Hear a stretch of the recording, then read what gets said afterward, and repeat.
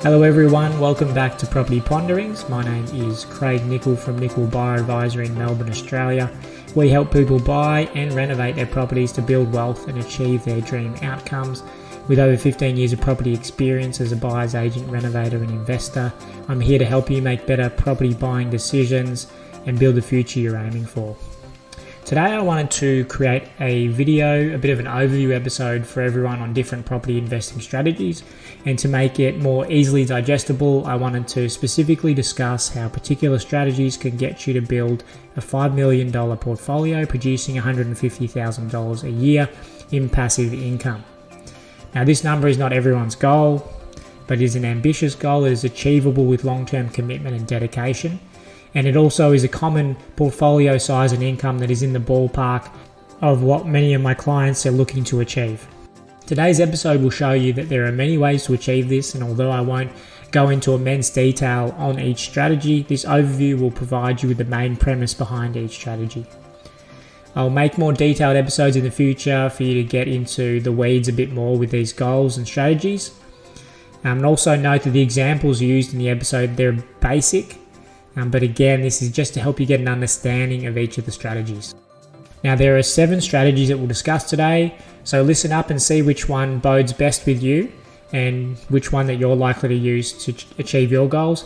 Or maybe you might use a bit of a blend of all the options together. And of course, you can add in some diversity with different asset classes together as well. So it's up to you, but here are some options. The first investing strategy is positive gearing. With positive gearing, a property's rental income exceeds the expenses, which include mortgage repayments, maintenance, and management fees. This strategy is appealing for investors looking for steady, immediate cash flow, though it may come with slower capital growth compared to other options.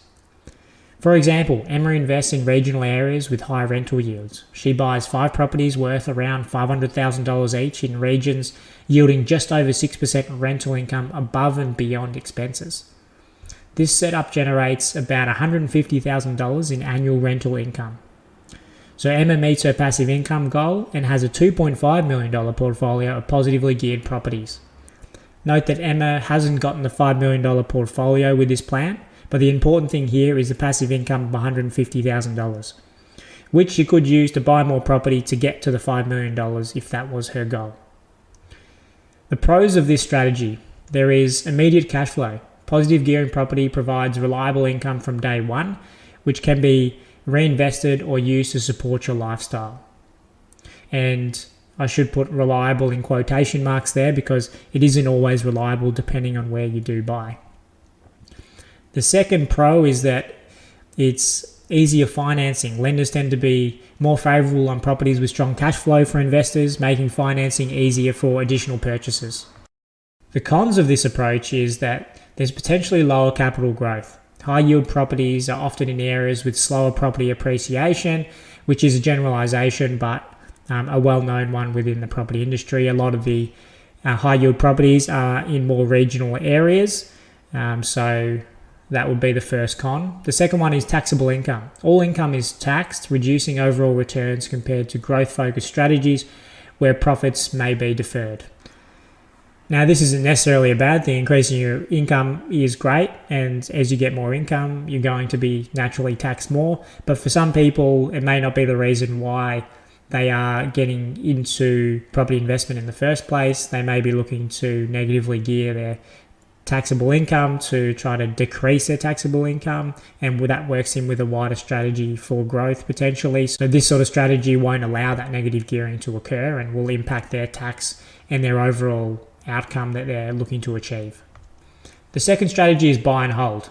The buy and hold strategy involves acquiring properties to hold long term, allowing for property appreciation and rental growth over time. This strategy is best in areas with stable population growth and rental demand. As an example, Sarah invests in suburban Melbourne, focusing on steady growth and strong rental demand. She buys 5 properties, each worth $750,000, achieving a rental yield of 3.5%. Initially, the rental income covers her costs, but as rents rise, she reaches $150,000 annually. Her portfolio eventually appreciates from the $3.75 million of the original purchase prices up to the $5 million valuation. The pros of this approach is that there's long-term growth. Often you're buying in high demand areas. Values typically rise over time, creating substantial equity for the investor. This approach can also be more low maintenance. Buy and hold properties require relatively low ongoing management, aside from tenant turnovers and routine maintenance. The cons of this strategy is that there is some initial cash flow constraints. Early on, rental income may barely cover costs, limiting immediate cash flow. So this type of strategy is often used by people with higher incomes, so they're able to hold on to those cash flow poor properties in the earlier days in hope of getting strong capital growth over the longer term. It also means that there's negative gearing benefits. Another downside of this strategy is market sensitivity. Property values fluctuate, so capital appreciation isn't always predictable, especially in the short term. So if you are looking to buy and hold, sometimes when you need to sell later down the track as a part of a retirement plan, your timing may be off and you may not be maximizing the end sale price like you wanted to. Now, strategy number 3 is buy, renovate and hold. In a buy, renovate and hold approach, investors increase property value and rental income through renovations, improving cash flow and capital growth potential as required. Personally, this is a strategy I use because it creates equity that can be leveraged into new properties when done in the right way. Plus, I love transforming an ugly duckling into a desirable home through renovation. Now, an example of this is Tom buys 4 properties at $700,000 each in Melbourne's established suburbs and spends $50,000 on each cosmetic renovation. This increases rental income, helping Tom reach a total of $150,000 annually after expenses, and that would take a little bit of time to get to as well. His $3 million portfolio remains cash flow positive while appreciating in value towards that $5 million. So as you'll be starting to understand, a lot of these strategies that I'm talking about early on are taking place over many years. So you're not just buying 5 properties in 1 year. This is something that's occurring over a 5, 10, 20 year period, depending on your own personal situation. And then you're eventually getting to a point where you are getting this $150,000 passive income. Now, the pros of this strategy: equity creation. Now, renovations allow for immediate increases in property value, which can be leveraged to finance new purchases.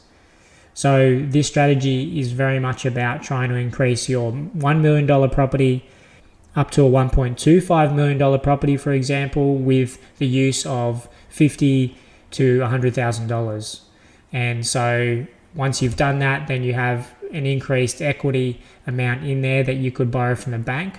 If you do have the correct LVR, often it is, or we're trying to achieve LVR or equity gap above and beyond the 20% equity that's already in the property. So let's say, for example, you have a property with 30% equity, then you have that 10% within the property to be able to borrow from the bank if you are able to service that amount. And there are other checks in place, but that's the general rule. We're trying to clear that 20% equity amount within the property so that we have additional funds to then leverage into a new property. And that's one of the big benefits of this style of strategy. Another one of the benefits is that there is potential for higher rents. Renovated properties typically command better rents, boosting cash flow. If you look on realestate.com.au, even for a couple of minutes, you'll see that the majority of properties that are on the rental market are fairly run down and fairly unimpressive. If you're putting on a property that is that has a higher quality and is very appealing to people, you'll get a greater quality of tenant, but you also get higher rents. Now, to quickly name a couple of cons as well of this approach is that there's a lot more time and effort. Renovations can be costly, time intensive and stressful if unplanned issues arise, which can mean that there's more costs that you need to allow for. And if you have to allow for more costs, often this isn't necessarily borrowed from the bank, so you have to put more cash into a project, which can create more stresses in other parts of your life as well. And I know through renovations that I've completed, that it does happen, and you need to be prepared for the stress of it all. A lot like what you see on a lot of the renovation shows, it can be really stressful when you do have those time frames, especially if you've got mortgages to pay on those properties and they're just sitting there vacant. Another con is the risk of overcapitalisation. Spending too much on improvements can result in diminishing returns if the market doesn't value the upgrades, and that's very much what I would say that I specialise in based on my past experience as a real estate sales agent and seeing what people would spend their money on and then bringing that into the renovation side of things as well. Just knowing what you're putting your money into and what's wasted money is one of the key skills that you need to get good at. And hopefully in some of my podcasts and some of the content I put out, I can help you ascertain what is the most important things to be doing, especially on a cosmetic renovation. Investing strategy number 4, short-term rentals through Airbnb. Now, short-term rentals through platforms like Airbnb can deliver high cash flow, especially in unique or high-demand areas, but they require more management than traditional rentals. So, for example, Sophia buys 3 properties in popular tourist areas like Mornington Peninsula, Byron Bay, Noosa. Each of these properties are valued at $1 million, and she spends $50,000 on upgrades. With a 75% occupancy rate at $400 per night, she nets around $150,000 annually after expenses. Now, the pros of this strategy: there's higher cash flow. Short-term rentals can generate significantly more revenue than long-term leases. And we've all seen this when we're trying to rent a house, maybe down the coast, and you're trying to get it for maybe 5 to 7 days over the holiday season, and it is thousands of dollars. So you can really generate high cash flow through that. But there's obviously some cons with that, which I'll mention in a second. The other pro is flexible use. Owners can use the property personally during vacancies, blending investment and lifestyle.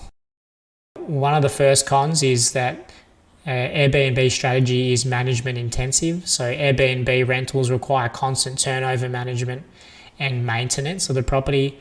So think about every time someone goes and stays at the property and then leaves, it needs to be cleaned. Things will need to be moved back to where they originally were. You need to upkeep a lot of the items within the house, ensure everything's working, but then also fill up supplies like toilet papers and soaps and towels and all that sort of stuff. The other con is there's regulatory risk. Many cities have restrictions on short-term rentals, which could impact profitability or even legality.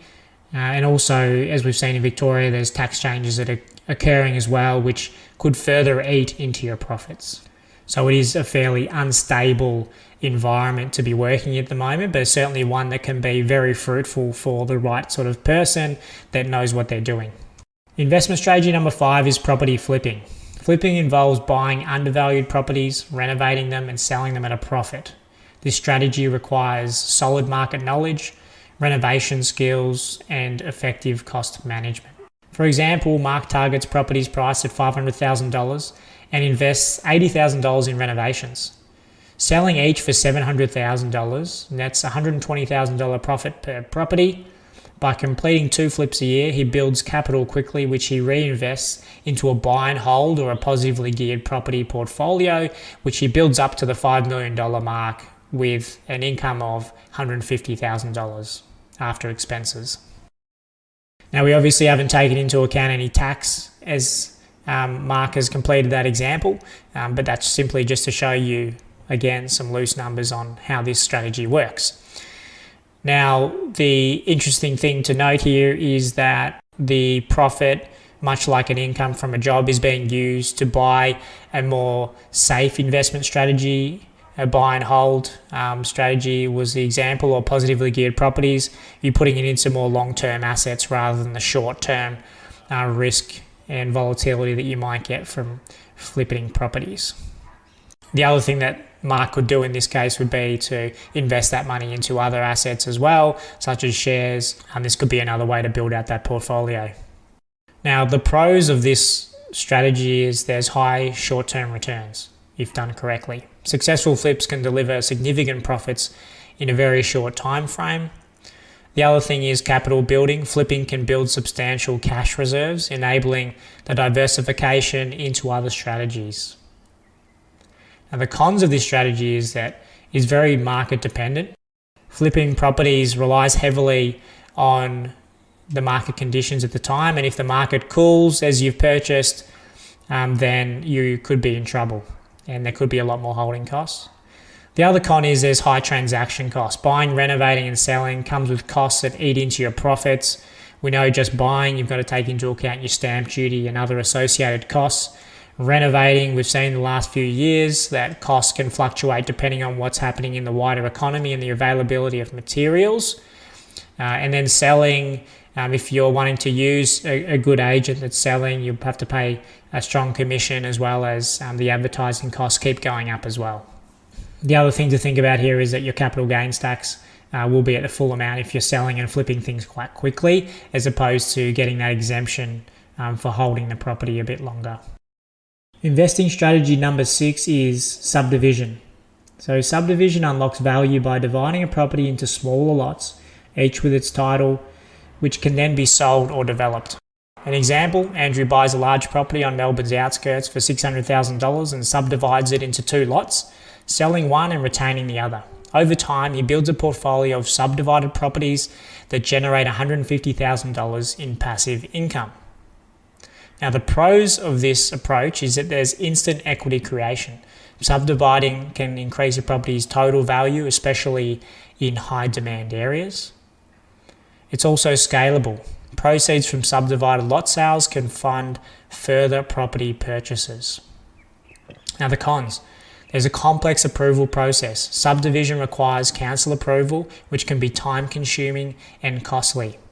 There's also higher initial costs. The process of subdividing requires significant upfront capital for permits, architects, legal fees, and potential infrastructure changes.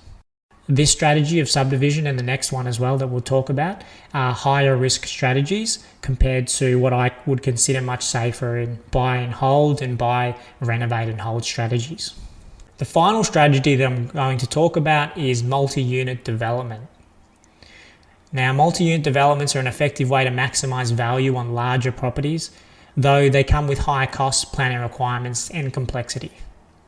And when I talk about multi-unit development, we're thinking townhouses on a block, multiple units on a block, apartments on a block. Now, as an example, Olivia buys a $1 million property and receives council approval to build 4 townhouses. After spending $1.2 million on development, each unit rents for $400 per week, resulting in a combined $150,000 annually. By holding several units, she meets her income goal with a $5 million multi-unit portfolio. Olivia obviously has different options here to be able to also sell units as she's going and continue to do other multi-unit developments.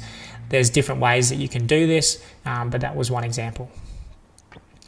Now, the pros of this approach is that there's a high cash flow potential. Multi-unit developments can provide significant rental income if done correctly.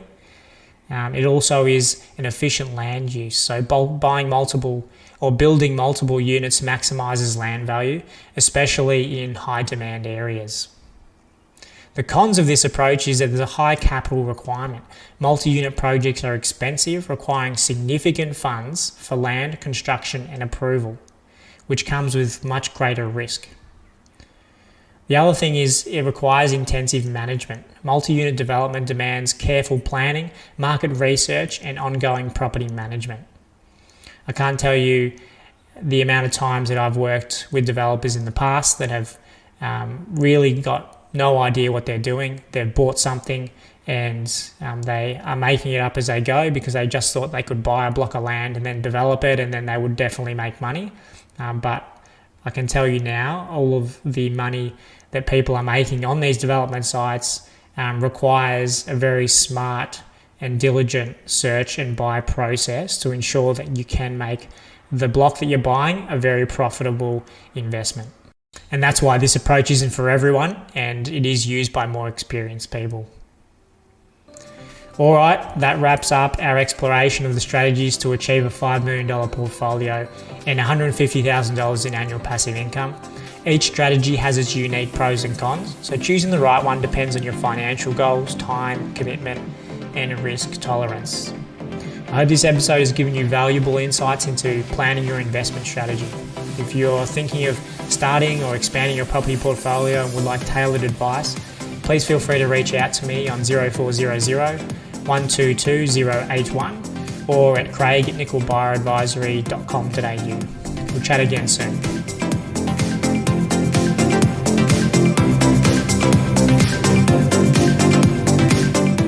Information provided in this podcast is for general information purposes only and does not constitute financial, legal or professional advice.